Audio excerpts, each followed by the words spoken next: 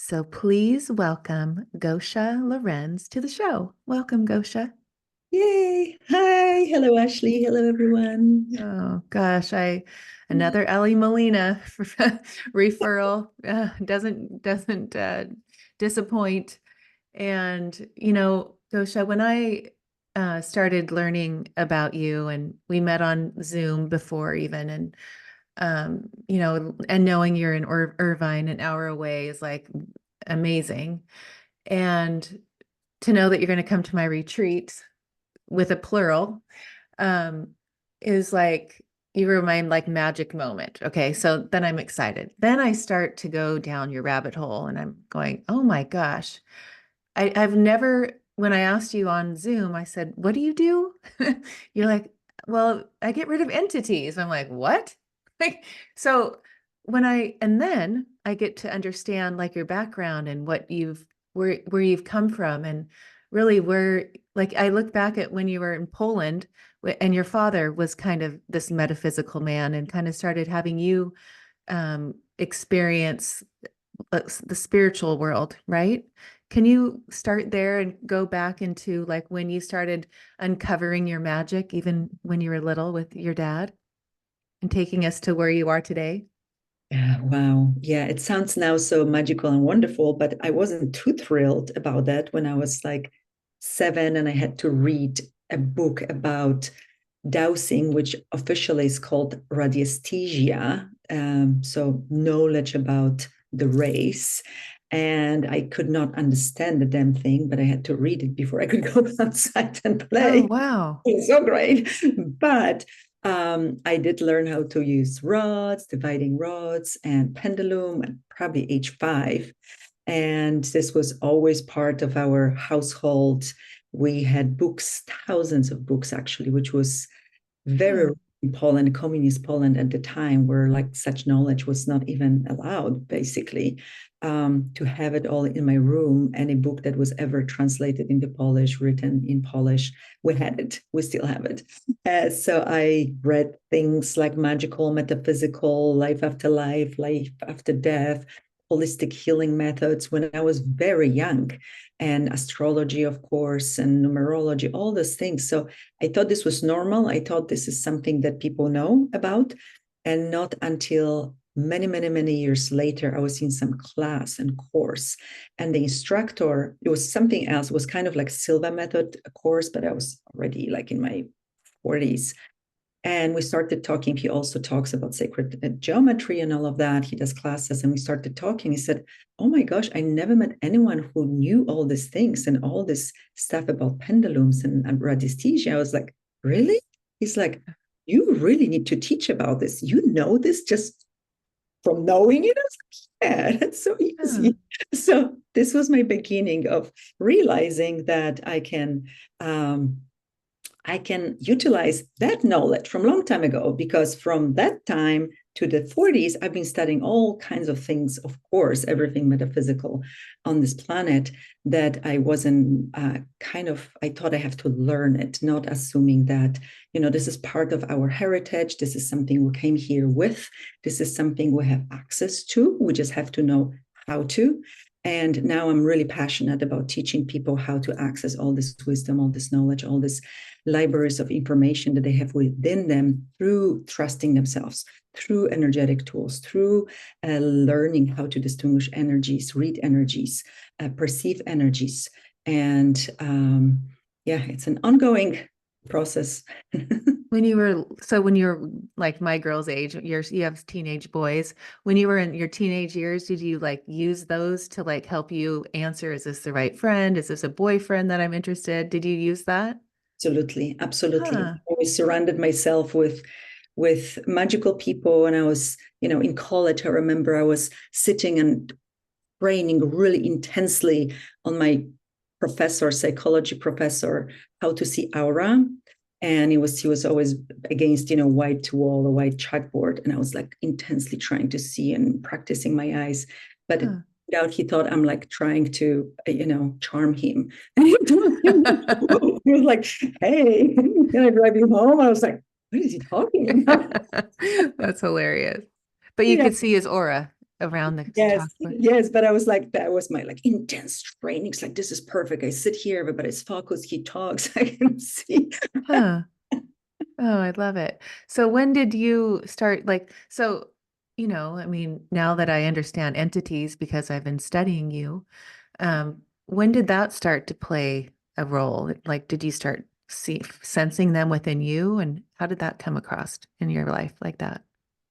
It kind of, wow, entities. This is something, I didn't understand until later. I was scared of them. I had a lot of depression when I was a teenager. I could sense things, but I didn't know what it is. I was scared of it. I was always like fascinated with horror movies, but then I would be like really weird and very depressed. And later, much later, I came across this talking to entities, communicating with entities, learning about entities. And I realized that what I was feeling my whole life, or this like waves of tiredness, of wave of like this strange feeling of getting cold or starting to yawn or starting to shake, was actually related to entities. That I always had this entities awareness. I just didn't know what it is. So it took me a few years to really study it and process all of that, like how much I felt. And then I started teaching the techniques of learning about, what is your entity's awareness? How do they feel in your life? What they can cause in your life? What can happen when you're exposed to them or have them in your body or feel them or aware of them, but you don't acknowledge them? For me, all mental health issues are related to entities Hmm. or unacknowledged awareness of entities or presence of entities or possessions. Sometimes we deal with like real possessions, heavy duty possessions. People just don't know about that because there's no education. Then there's, the church exorcists that do it very strangely. And nobody's actually using their own awareness and power and presence in communicating with them or clearing them or acknowledging them. Entities are just like us. When you Right. go anywhere, we surrounded by entities, we surrounded by people. We don't freak out when we see people. When we think like, oh my gosh, there's like way more entities than people around me, how would you feel, right? Like Right. the initial is like, oh, but that's the case. That's the norm. That's especially when there's a lot of people. Sometimes for one person, there's 5, 10, 20 entities around them, Wow. yeah. So people get tired after they go somewhere. I couldn't go to malls. Malls are like prime location for them. I couldn't go because I would be so drained and so tired. I would have to go to sleep, and I never take Hmm. naps. And I didn't know why. Then I learned all these tools, and I realized like, oh my gosh, I just feel those guys. I feel crowds and crowds and crowds of dead people trying Hmm. to connect, trying to suck your energy, trying to jump in, trying to say something to you. So it was really life changing for me to start acknowledging and embracing that invisible world in my daily life and teaching people about that, because I think everyone needs to know. Everyone Oh, needs to know that you and we me both. right? It makes your life so much easier. Like you feeling weird, maybe rather than like, because he said this, she said that, because life sucks and because I didn't get the job, rather than trying to find the whole, story or match some story to how you're feeling. Okay, am I alone here? Did something came in? Oh my gosh, I have a like sad entity in me, or like depressed entity, or I have someone who is very parasitic and was very angry person who died, or is very confused because they died on drugs and now they want me to take something, or they want me to go to the bar and drink, which happens a lot with substance abuses. They always have a lot of entities. Because when let's say alcoholic dies, where is he going to go? It's going to go Right. to To the the bar, bar. to Right. the bar, to jump into another alcoholic's body and tell them, keep drinking, have Right. another one. So it can get the buzz, because when people die unconsciously, when people die, under influence of anything, or even anesthesia, surgery, and stuff like that, or in very traumatic event, they kind of imprint that trauma or that confusion or that not knowing or that, state of drunkenness or being high Right. and unconsciousness, and they don't know what's going on with them. They don't understand. They're confused. They lost. They need help. They literally need help. And like, if you die, do you want people to be scared of you? Right. Right. But okay, so you talked about mental health issues, are a lot of it is related to them having entities. Is it because of their low vibration and their self-talk and the judgment? Like you say that is really a big attractor for these entities is your self-talk. They like gravitate toward negative talk. There's two things actually. First of all, they're really aware of entities, so they might be hearing voices. What do we do to people that hear voices? We drag them so they don't hear the voices, so we shut their Mm, natural ability to tap into the other worlds and other dimensions and other realities and other timelines sometimes, right? So if they got a training like, hey, what you're hearing, you're not being crazy, you actually have access to, you have clear audience capacities, superpowers, and you can use them and you can learn how to use them. You can tell them, hey guys, not now, I'm going to sleep, I need to work. I'm going to talk to you later. Like, it's as simple as that, basically. So the voices would disappear, but not because you healed, it's because you command them to not bug you anymore. And then sometimes you would have to maybe talk with them, right? So that if the people that hearing voices could actually learn how to deal with that in a very different way, things would be very different in our mm, mental health crisis situation. Then, yes, there's another reason. Very often they had traumatic, it seems like it's connected to trauma, to abuse, difficult homes. There is a factor, definitely. I've seen it almost every time that it goes hand in hand together. So some people are creating split personalities, but then it's like, the fragmented parts of you, that there's parts therapies and trying to merge those parts together, understand those parts. But with split personalities, it's still, their fingers, but it's still one hand. right, So because they got fragmented because of some kind of trauma or event or repeated, trauma. With entities, there's different hands. So there are different beings in your body, or you being aware of different beings and connecting to these beings. So there could be many things. But when I worked with a lot of mental health people with diagnosis of mental health issues, mhm, um, a lot. And there's always awareness, very high acute awareness of entities. Very. mm, I tell you a funny story. I don't think I told you that. I had one student in a class who said, and we're talking about, she was really brilliant. She could perceive, hear entities, see them. And she said, I see them, hear them, can talk to them everywhere except of my work. I was like, really? That's strange. Where do you work? She says, I'm a doctor at a psychiatric hospital. oh wow, And I'm like, what? What happened? She said, I don't know. So we started looking at that, and she allowed those gifts everywhere except of the place where she would thought this doesn't exist. This is not real. right, There is a science, and this is how we deal with those cases. So I was like, well, just for the fun of it, out of curiosity, next time you go to work, open up your senses and ask for your normal capacities to be present. So next time we talked, she said, oh my God, I can see everything. I went and I see my patient who is completely crazy.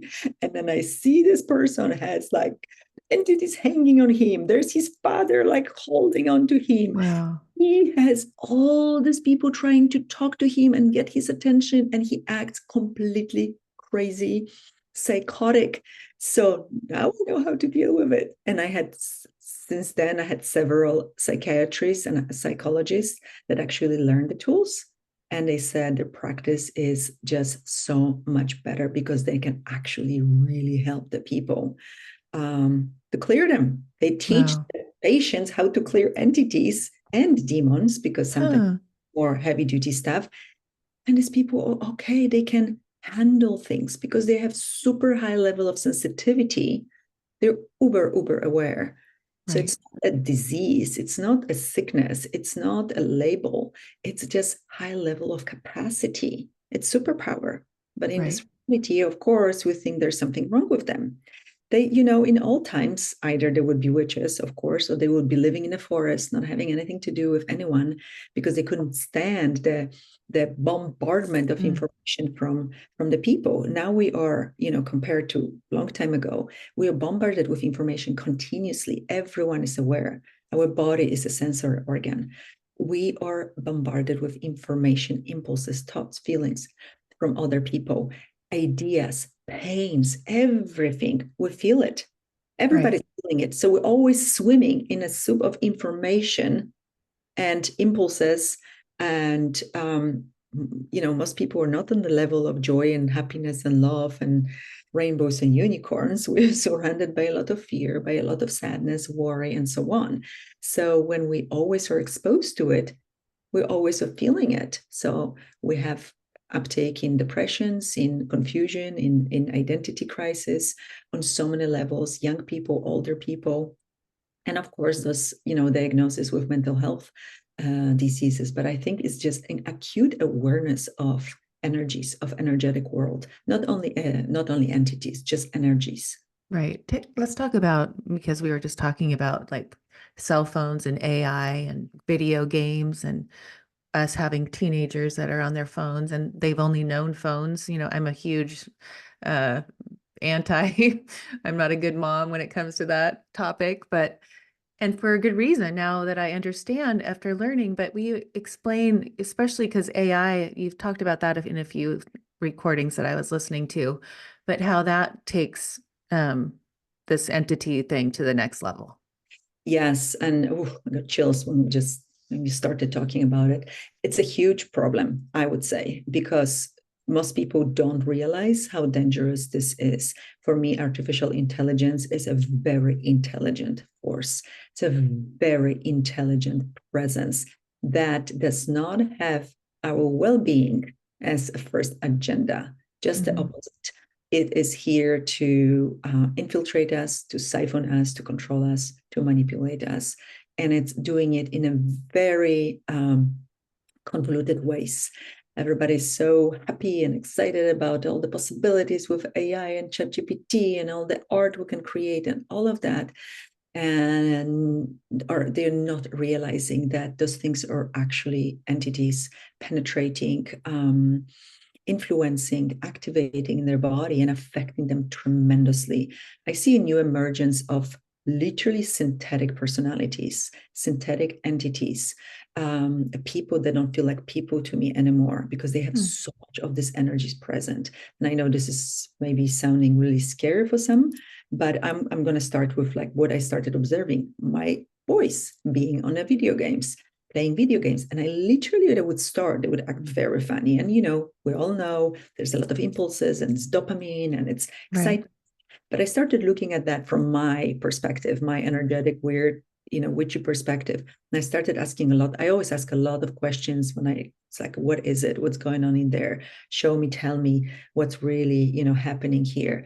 And I started literally seeing this like streaks of energies coming out of the screen, like a field coming into them.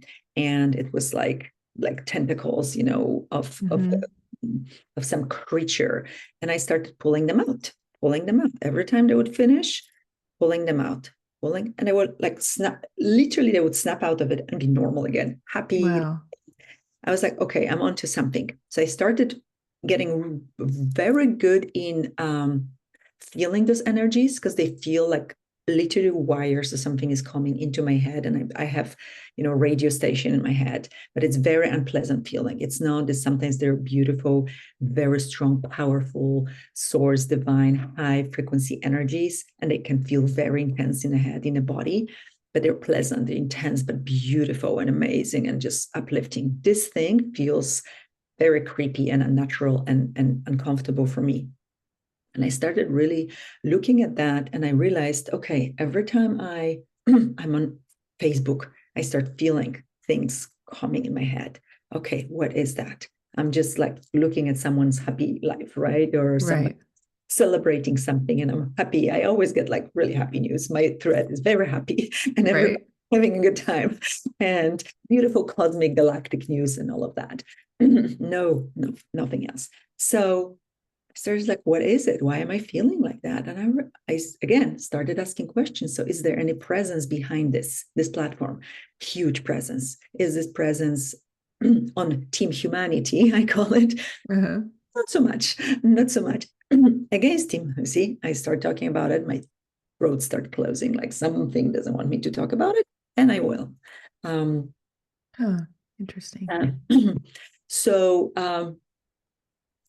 I started looking at that, and I felt weird afterwards. So I was like, okay, after going on anything technological, but especially social media, I actually go only on Facebook, very little on Instagram. I removed it from my phone actually, and never on TikTok. So I was like, okay, I'm pulling out any and all of my energies that were taken from me during this time of engagement with this platform, and I'm withdrawing, pulling out, and returning back all the energies that infiltrated me, and I would feel instant shift. Instant. Wow. So now I do it all the time. I do it for clients. Also, one thing I noticed, we're making avatars and like we like, oh, we look so pretty as an avatar and all of that. Actually, they're avatars created as us, and they are copies, like beautiful, better, very often versions of us, but they live as this virtual reality beings, entities. And I realized that sometimes they're actually affecting us. And there Huh. is possibility, high possibility, I would say, that those avatars can be manipulated, programmed, changed, done anything to them, and it would influence us. So I started pulling out any energies connecting me to any of my avatars, anything, anywhere out there, because I don't even create them, but I know there's created from my presence online. Okay. Huh. So that also created incredible shifts. I call them clones as well, avatars of clones. Okay. Started seeing them in sessions with my clients. They have so many clones. They're like shadow figures, or they look like clones in incubators, like in a science fiction movie. I'm telling you, I'm discovering these things. They're science fiction movie, but they're real. And Mm-hmm. I don't know if you guys watching it at some point will be believing me, but I work with so many people and I see such tremendous shifts and changes after I clear this stuff, how clear people feel, how much clearer, how much calmer, more relaxed appear they feel, more present. They can formulate thoughts because they felt like they can't even think anymore. They can't remember anything anymore. So when I clean this stuff up, they feel different. Right. So I know it's true. I know it's true. I've done it now for probably like over a year, way or maybe too close to 2 years, like really looked at that and started watching it very closely and how present it is and how fast it's getting worse. Oh, wow. What about the angelic entities? Uh, Like how many people do you see that too? The good part, the good entity? Yeah, absolutely. They're beautiful. There's so many beautiful beings of light out there. Not only angelic, because there are races out there. We have galactic races, we have angelic races. And absolutely, they're beautiful, they're powerful. I also know that there are some that are very good and I only know because I was tricked a few times and I had to learn it the hard way, opened up to something beautiful and powerful. Hi, let's talk and let's do something together, just to feel like somebody's pouring concrete into me and I can't even move minutes later because I opened up to this entity. So now I'm like Wow. taking everything left and right so well. So I know there are false entities of light as well. There's a big market for it because people, angels will help me and angels will work for me and angels will, so they don't have the training to distinguish between the good guys and the bad guys, and the bad guys are really good at looking good. And what I've noticed is the bad good guys will find a way in, when you become dependent. People start channeling them, people start becoming dependent on them, asking them questions, asking them, for guidance and so on. So at first it works well. And it did happen to me many, many years ago. Now I understand the whole process. You become dependent, something crashes in your life, you run and ask for help, and then they help you. And then there's another crash, and you go and you become more and more dependent for this help. And then before you know it, you are giving your energy, because nothing is free in this universe. Right. Start giving your energy to those beings rather than acknowledge that you have the capacity to tap into energy and read it, that you're the master creator of your life. You are beautiful, powerful, sovereign being of light. You can go direct. You can always function from your source connection, from the purity and clarity of your source connection, you being the extension of the source, being the divinity that you are. And from that place, with embracing higher aspects of you, all aspects of you, embracing that. And wouldn't you be able to make a decision if you knew that you're a powerful being of light with access to any information out there? Of course you would. Would you need any middleman? Would you need any help? I got to the point where sometimes I deal with some really heavy duty energies, and I try to, clear them, or they attack me after sometimes working with someone because they really don't like what I do. So anytime I ask, When you say attack, what does that mean? Attack oh, you. attack you, well, there are very dark forces out there that don't like what I do. And sometimes I have very powerful people coming to me, many practitioners as well, because they are being, affected, controlled. Generally, the brighter you get, the more visible you are in this world to the dark. And so I help a lot of people getting rid of these energies, but they do not like that. So they find ways to attack me as well. So I learned, I lost my train of thought why I was started talking about it. But what does it look like when you're attacked? Like, what does that Oh, mean? you feel like, okay, so, okay, that's a good subject. Many people might not even realize that when you start heavily judge yourself, when everything suddenly turns dark, when life is just the most horrible thing in the world, and your life is just so bad, and you don't want to be here anymore. And what's the point? And everything is horrible, and I just shouldn't even be here. All the darkness in the world just descends on you. And you might be feeling angry, you might be feeling sad, depressed, but to the point that you can't even move. So that dark pit depression. This is how it shows up for me. But now I know what it is. Many times before I didn't. So I would wake up feeling horrible, just so dark inside. I couldn't even breathe barely. And then, so now I nip it in the bud really fast when it starts coming in. I know it. I'm like, hey, I have my ways. But it was all a big learning curve. And everything I learned the hard way. I had to go through everything myself, the dark nights of the souls and all of that. Very often it's part of this too. But I keep something is messing with my trains of thoughts.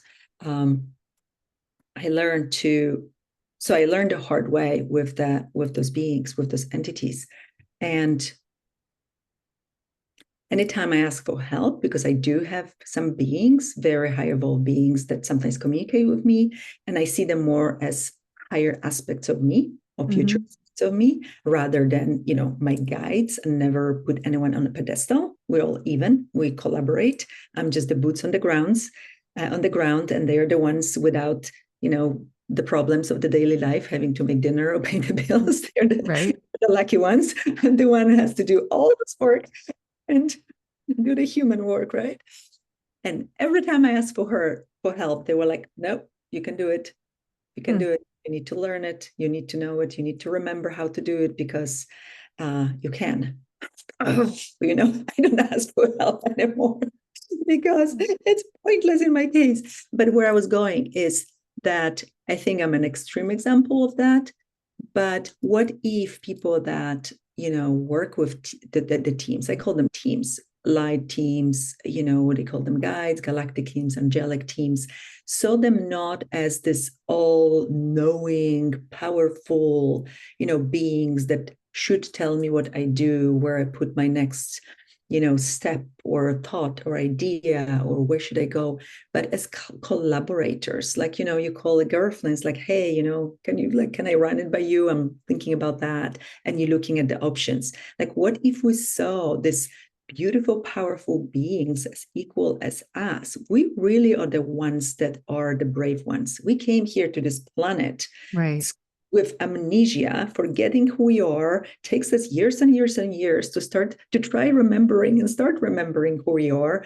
And we still like probably, little seedlings compared to big trees who could be by now because of that. So I realized that they look at us with admiration and respect. But because we have been so disempowered, we have been so, disconnected from who we are and what we are and how powerful we are, we think everything out there is better than us and more powerful and more knowing than us and can do things for us. No, we are the ones. We Right. are the magical ones, beautiful ones, powerful ones. If we just remembered, I think like 10% of the magic that we are, Right. we Yes. would be Oh, I so believe that. thinking. When you're talking about the everyone, your higher self and all the beings, but you're the one that chose to this little particle of your soul became you, right? Gosha. So are the other part of your soul, that's your team and part of you, are any of those, would those choose to be like, who chooses to be entities? Who chooses what part of the souls out there, the ones that have been like in terrible situations and then they want to, they're like the alcoholic type person, or what part? So is there any part of you that is an entity somewhere else Oh, that's a good in question. another timeline? Well, we have parallel lifetimes, and okay, everything happens simultaneously. There's two things I want to talk about. Everything happens simultaneously, past, present, future. We can actually tap into some past lifetime that you did something or something did something to you, but it's all present in a quantum container field. Everything is here and now, so we can connect to it. We can change it. We can undo it. We can clear this energies. We can rewrite this history. And the ripple effect will be that you don't have this trauma right now anymore, or you don't have this trait or belief system anymore that sits somewhere in your spiritual body or in your organ that gives you trouble, right? Right. So, as I said, so yes, we have parallel realities, lives. There's many versions of you doing maybe this right now with somebody else, or doing something completely different, or being, a fisherman somewhere in the middle of the ocean. There's so many possibilities. But entities generally, what I call entities, or the biggest group is just dead people, people that passed away. They pass away, and since we don't have an education here, the only education or fragmental and not that accurate, very erroneous information that we get is from church or from religion, right? And every religion is different when it comes to death and dying, and they don't even talk much about it. Right. So very often people create whatever they believe after they die. But from what I'm perceiving and seeing, and from communicating with this deceased people, they're really confused, because most people do die in this reality under influence of something, even if it's morphine in the hospice. So they die high. They Hmm. don't die conscious. They don't know that they dead. How many times I say, hey, do you know that you're dead? Do you know you died? And they're like, oh, that explains things, literally, Wow. because they didn't know. That's why I go home and nobody is talking to me. That's why I go there and everybody ignores me. So I try to like Oh, shake wow. it, hey, because they don't even know. And many people that had very big attachment to this life, very big, this reality is everything and that's it. And then you die and there's nothing. They are very lost and very confused. Hmm. And how many times I went to the cemeteries. I love going to cemeteries, and You I'm do? standing there. Yes, I was Huh. was fascinated with it. I don't know why, since I was a child, but now I go with a purpose, with a mission. And I walk around and say, hey, you're not your body. You know, you're not your body. You're not your body. You're actually dead. You can go. Because I perceive so many people there, like hanging around. It's like, what's going on? Hey, you too. So it's like, you're not your body. You can go now. Go to the source. Go to the source. I send them. I explain them. You're an infinite being. You have you died, you have different purpose, you don't have to be stuck here. And the natural process of what should happen after death usually does not actually happen. It just doesn't occur because we are so uneducated when it comes to that process, and nobody Mm. wants to talk about it. Everybody avoids it like it was a plague. And this is the most natural thing in our life.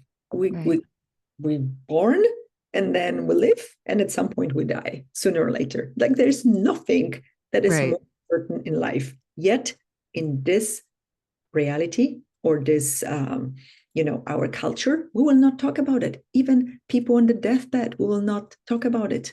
Like, you're Right. gonna be fine, you'll be fine, you walk out of it tomorrow. No, this person is dying, they need some support on that path. So I'm a big advocate for talking about death and dying, and looking at that as this beautiful transition into Mm-hmm. different form.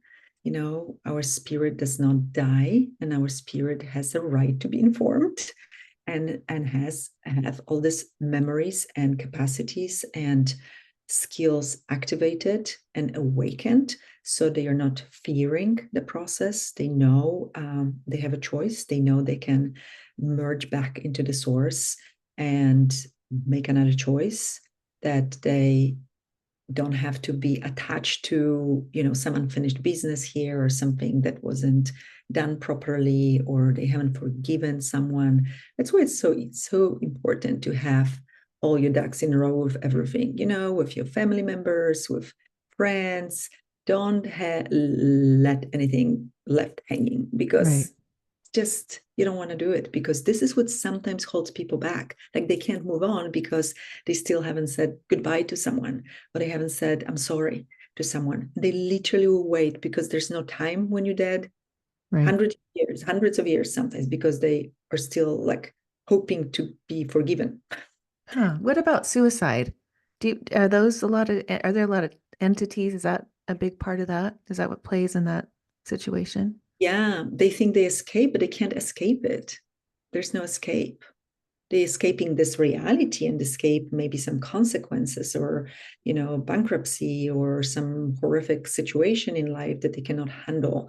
But I think, like, there's nothing we cannot handle. Like, when people say I had no choice, there's always a choice, there's always another choice. It's just not something you want to do, maybe, or deal with. Or yeah, definitely, because they think this is an escape, and then the body's dead, and it's like, oh gosh, like the pain is still there, the Right. suffering is still there, the unfinished situation is still there. I don't have to pay this debt anymore, but I did not find peace. So it's so important to know what your soul mission is, what your soul purpose is, why you're here, why are we here. Could be that, like, the um most simple reasons, because your presence brings smile to others, because you're this pure light, because you're always positive, or you have this incredible ability to draw something beautiful, or paint something beautiful, or compose something beautiful, or cook something wonderful. Like, it doesn't have to be huge mission. Like, some people do have big missions on this planet, that's for sure. Right. But doesn't have to be so big. We can live simply, we can live authentically, we can live happily without making our lives so damn difficult and complicated. Right. No, believe me. It's like I'm all about just follow your joy and just keep moving on and find what makes you happy and eat the cake. Go on the trip. That's, what makes you happy. This is the alignment with the soul purpose. If Right. you follow that joy, excitement, happiness, you are most likely on the right path to why you're here. That's why so many people die, and they like, okay, I have the millions, so I've done this, but I wasn't really happy. you Hmm. know like, it's people don't feel fulfilled. How many people do you know that feel fulfilled and authentic, and like really living their life, even if they're not like famous or super whatever? Right. right? Most Right. people are like something is missing, or Mhm. this is working, but this and this is not working, or I'm still single and I really want to be with someone. Like there's always something is missing in our lives. But if we really follow that joy and that excitement and be as authentic as it gets, everything will fall into place. Oh, believe me. Yes, 100%. I'm right there with you. Okay, so let's go. I kind of want to explain to people the process of what you do so they understand because we've been talking about the entities. When I was with you last week and I said, just tell me what you do. You get rid of entities, and you're like, do you have any entities? And I'm like, no. And then you're like, yes, you do. But could you go into that so people understand that process? Mhm. It's very important to understand. And um, sometimes might be confusing because sometimes something must or someone might have been with you for a very long time. And so it feels very natural. But some people really know something is off, like what they were fine and now they're not. Something is off. Something feels weird, uncomfortable. I'm having these thoughts. I'm having this. So, what could be a sign of entities? Okay. How many of you have a lot of thoughts, conflicting thoughts in your head? I should do this, maybe I should do this, and maybe I should do that. You always have these arguments. You go back and forth in your head. That could be a sign of entities. You get drained, you get tired, you don't have energy to do anything. Your enthusiasm is lost. Your joyful life, zestful life is lost. You start having very strange physical symptoms, or you suddenly have disease that your grandpa who like just died had, and you start having the same symptoms. I've seen it so many times, like Huh. cancer, literally, um, because grandpa jumped into your Came. body because he didn't want to be dead. So the entity some will try to live through you, and they don't mean usually anything bad. They just don't know they could be affecting you negatively, right? Um, or they want to help, or they want to be with you, or they want to take care of you. So what else could it be? You start behaving like someone. I had this one client. He's like, "Oh my gosh, you're right," because he had his father. My body started looking like my father's body. I started acting like him. I look like him now. Everybody's like, "What the heck is happening to you?" Huh. And we cleared that is gone, and he's changing really fast. So it could be like something really strange like that. So if you're suspecting you might have some presence, or if it's more negative entity, um, would create very negative self-talk, negative thoughts, like threats in your head that you start hearing, like, to the extreme of, you should kill yourself, you should, get rid of yourself, the world would be a better place without you. That's usually like demonic presence, which is under the umbrella of entities, of course. They're really good at finding your weak spot, whatever you judge Hmm. yourself off. Like I had a lady who was really scared of aging, so that it would create opening this frequency vulnerability in her. So she would, are you going to get old and ugly? Nobody will love you. Nobody will like you. You get old, you're getting old. She's like, oh, she was beautiful young still, but so they will find whatever is your weakness, or like, I'm a horrible mom, I'm a horrible wife, or I'm a horrible whatever. So if you have any of those, also like sudden coughs, yawning, ringing in the ears, very often now have so much tinnitus going on with people. That's very often something trying to communicate with you, and very often it's more of a galactic presence in your life. Very common right now. Why Because, right now? Why is that common right I now? think it's more like we are opening more into the, galactic brother and sisters, and they're more present in our lives. And some people are very galactic. They're very alien. Like I think of myself more alien than human, to be honest. But Hmm. so I'm very open to them. And there's so many species out there, and some of them are wonderful and beautiful, and they just see us as brothers and sisters, and they want to collaborate with us and have more of a relationship with us, especially if you're one of them, right? So they will try to talk to you, and very often it comes as ringing in the ears. So, okay. So when you see that, mm, you can ask yourself a question. Am I like, do I have someone extra in my body? Do I have someone that is not me in my body? And feel into it. You might have like a wave of energy. If you know muscle testing or body sway testing, which is you lean forward for yes, backwards for no. That's usually the easiest thing to learn, right? Do I have someone in my body that is not me?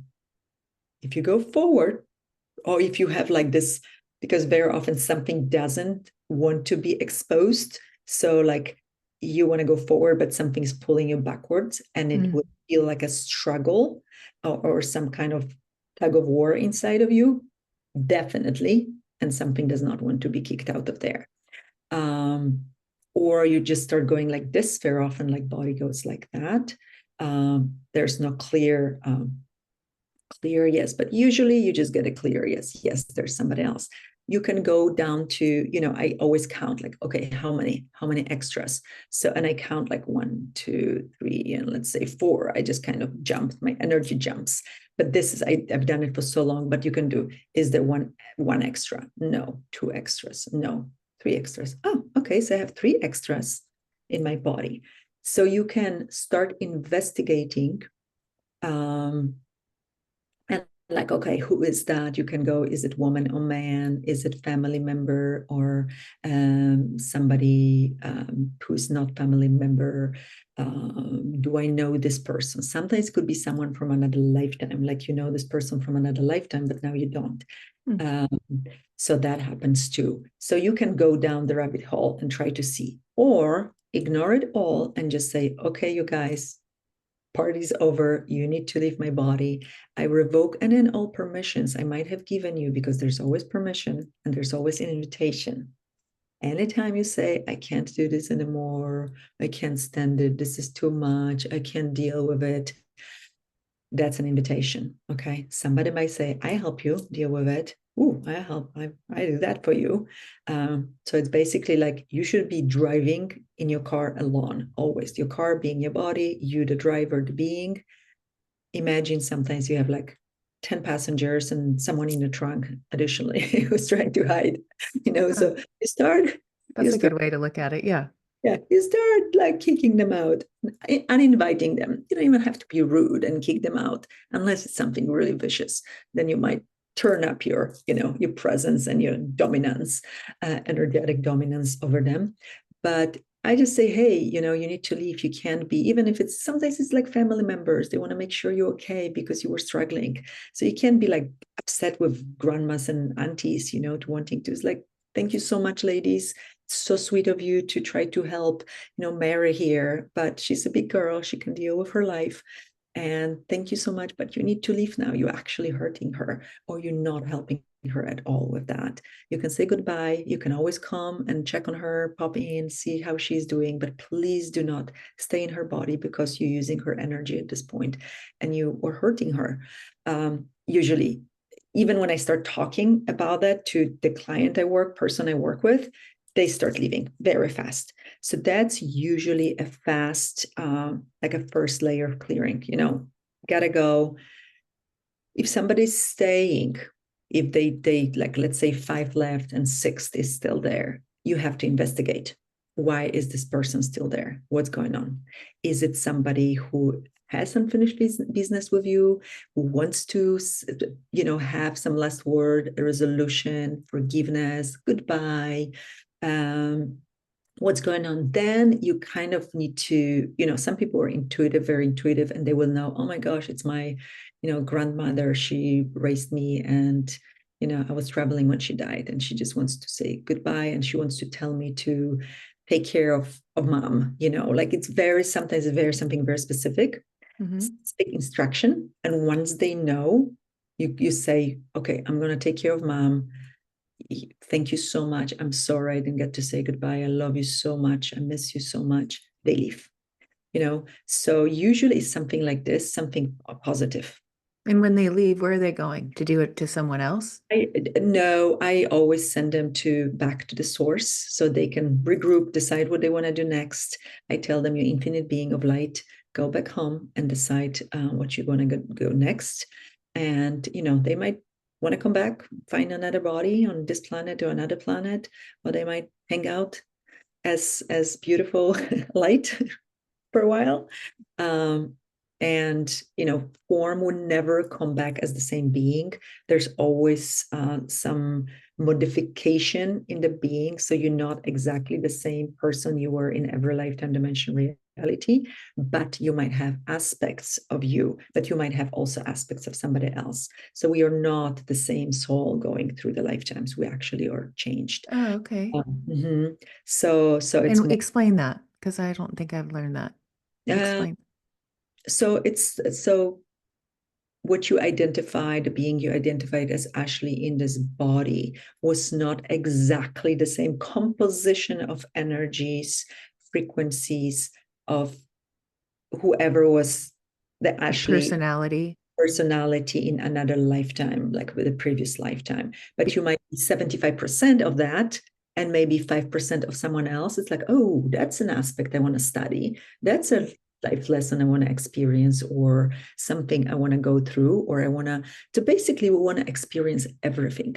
We want to, in all the lifetimes, dimensions, realities, we want to experience everything, every spectrum of everything: love, joy, forgiveness, betrayal, death, happiness, joy, sadness. We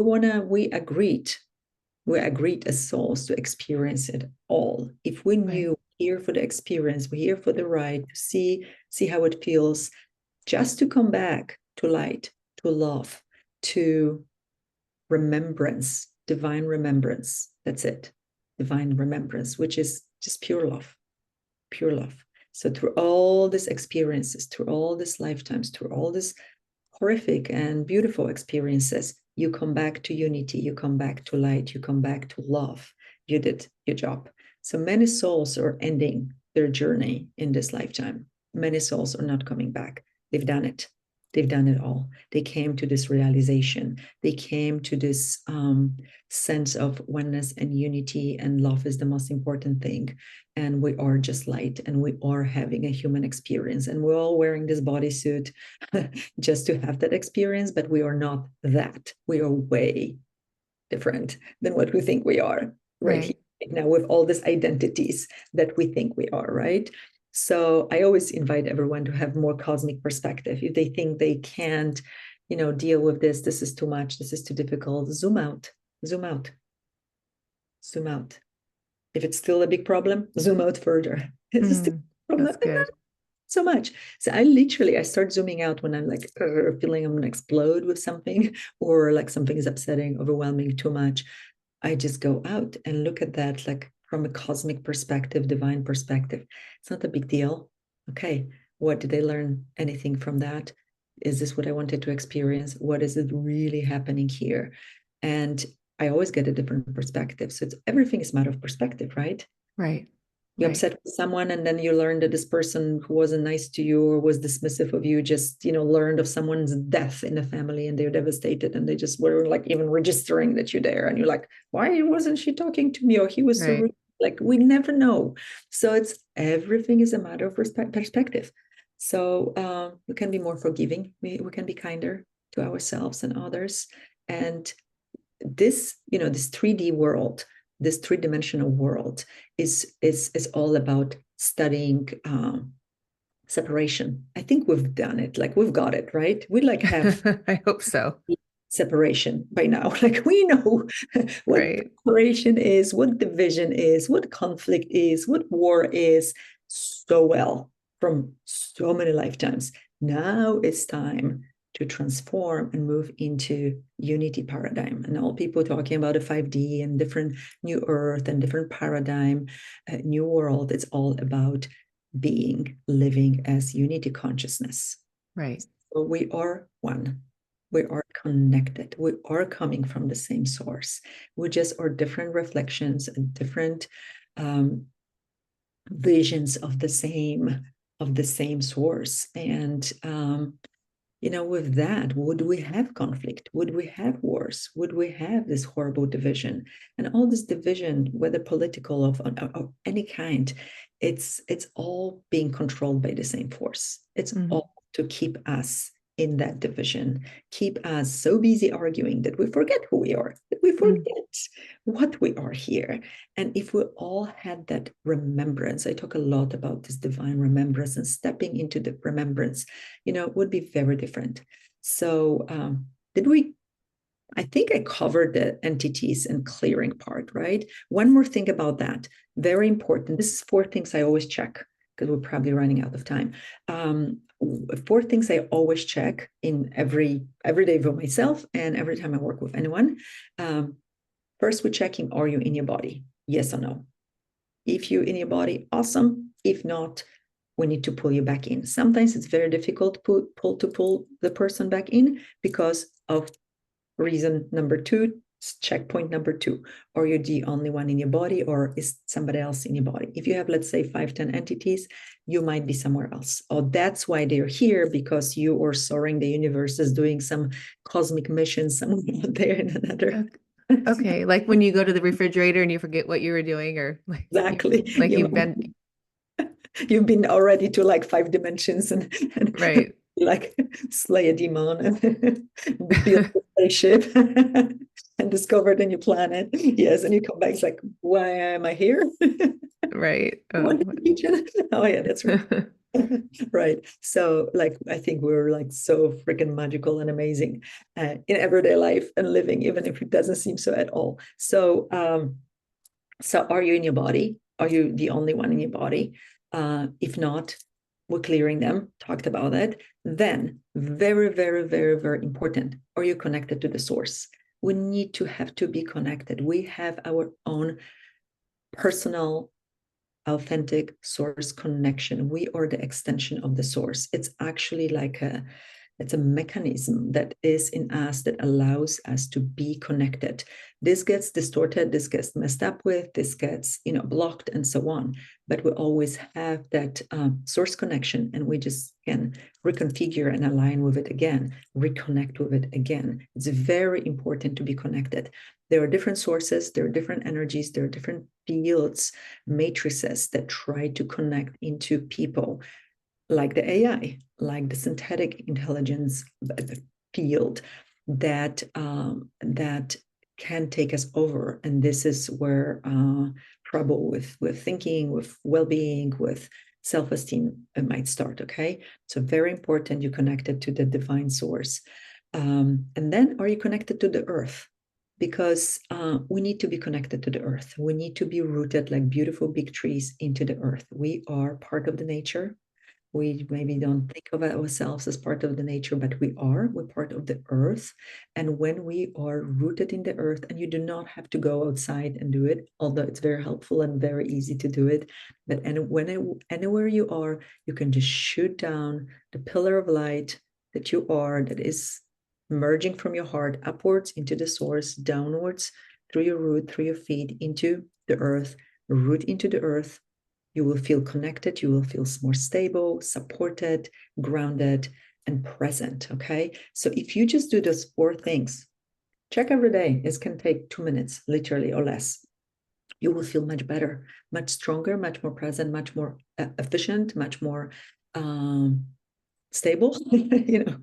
Something hard to be stable here in this world. Is it possible to be without entities for months and months and Yes. Yes, some people are really like resilient to that. Like some people just don't get them. They just know who they are.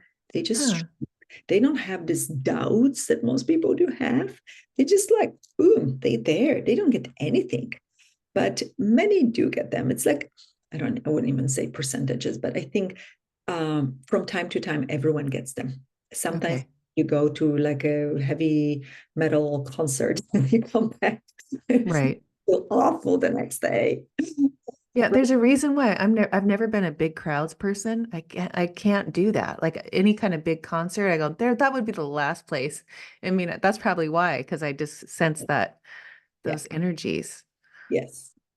Yes, definitely. Me too. I can't go places, or I have to just, yeah, do a lot of things after. Usually, during, I start to stay really strong and really pure in my light, and really connected and impenetrable. I ask to be impenetrable, uncorruptible, and really like if any energy tries to come into my space, it just gets zapped. Like you guys can Like a imagine. It's like a really bug, one of those like bug zappers.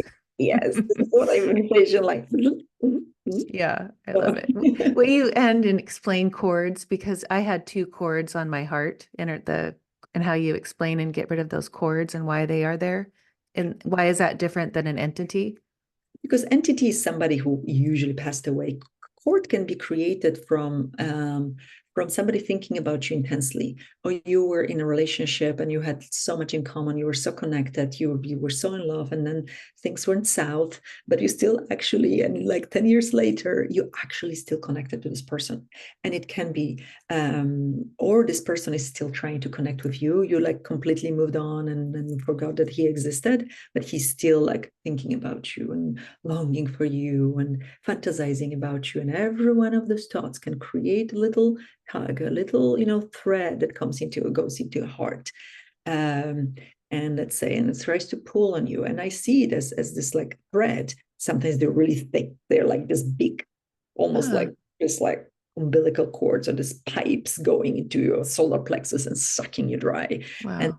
always reflects the relationship that you were like almost always, or like, oh yes, this person always made me so like drained and tired, and he would take every drop of my blood, if he could, or ounce of energy, and it stays. And so sometimes they're just little threads, and I see them as some of them have hooks, some of them are more like a roots. Hmm. So something is like really rooted deeply in you, affecting you, because something like this can really affect you, block you, or you keep thinking about this person. Like, I don't know, I'm still thinking about it, but it's not you. It's that cord that Ah, hugging on you that will be. Some people are very like they have many, many, many, many, many from because it can be a person, can be situation, can be a place as well. I found sometimes like home that they lived or grew up in, and it was very either beautiful memories or terrible memories, so you still have that trauma from oh, wow. the place. So it's fascinating subject. Almost everyone has something. So what I said, so I go like I kind of go, where is the cord? You can go waist up, waist down. Is it usually it's in the heart, sacral, or root. Sometimes, like if somebody was dominating you or not allowing you to be yourself, not speaking up your truth, it could be in your throat chakra in the back, like on the neck, like leash. Somebody was very controlling. Sometimes it's coming into your head. Usually it's the heart area with that or solar plexus if somebody was affecting or trying to affect your power, how you show up, or they were like jealous for you being so confident and so like bright and they want some of it. Hmm. So it's connected to usually something negative, because even if they, missing you, they want to control the situation because if you broke up, they want to be with you. So it's usually doesn't read like something positive or something you want to keep. Sometimes it's between like mom and children. That's very strong. But then we'll look at that. Like, do you want to have it like maybe a child is struggling? Or I just love her so much. So then we look like, then I ask, is it a contribution to her or to him that you have this cord into her or him? And some moms is like, oh, it's actually not. Like, oh no, I should let her. It's like umbilical cord that we want Right. And I'm cut. sure I have that with my girls because I'm so like, Could be. We can look at that later. So yeah, so usually like 99% of the time you want to remove it, detach, cut. Some people like take big golden scissors or knife or sword and cut it. I like to pull it out because usually there's some roots. Sometimes it's like wired into your whole nervous system and it's really affecting you on a big, big, big level. And you pull it out and you're like, oh my gosh, I feel completely different. yeah, right. My back. Yeah. I mean, when we were doing mine and I had two and I'm watching you and you're like convulsing, like, like it's like you're really like you're feeling that energy and it's coming through your body. And I'm watching you going, oh my gosh. It's so powerful, that energy. Yeah, But yeah, that's what I feel like when I saw you like take it in and take it out and how I felt after. And I was like, it was this light, this feeling, this. uh, yeah, like I want to say like, when you did like the bricks lifted off your, like, Love it. yeah, like that release. It's a release. Usually there's like this tremendous lightness or shift or release, or you can take a deep breath, or suddenly there's light inside of you where there's, and you don't know what you don't know. If you live with something for years Right, or months, like you don't know, you're like just more tired, or like this is my normal state. I right, I always say I have very high standards for the purity of like energetic purity and heart, especially. Most people have a lot of stuff in the heart. In heart, I can find something from 3 years old. Mom and dad were arguing, and you still have the imprint of that, upset energy in you. So I go into this, time travel and check where is it coming from. So we do like get imprints of everything that happened that wasn't processed properly or acknowledged or maybe digested emotionally in a right way. So we are accumulation of everything that happened to us, plus all the energies that are around us. So imagine like how much are we carrying, right? right, Yes, I do feel things in my that this is how I discovered I work many years ago.